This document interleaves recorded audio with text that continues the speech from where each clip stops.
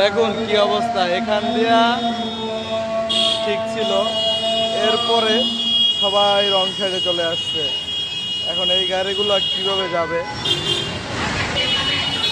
এই যে এই যে এক মহিলা পুরো বকা দিচ্ছে, রাগ করে রিক্সা থেকে নেমে গেছে। উনি এই খালি রিক্সাটাই ছিল, এই যে দেখেন।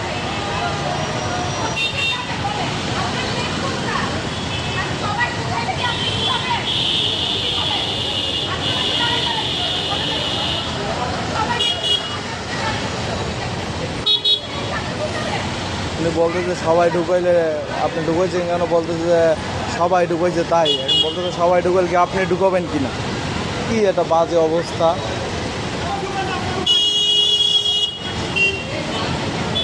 ঠিক আছে, এই যে দেখেন,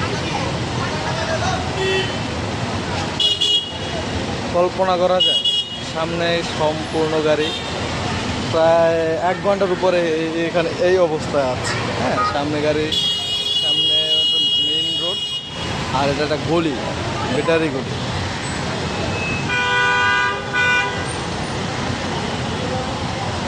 কি একটা বাজে অবস্থা।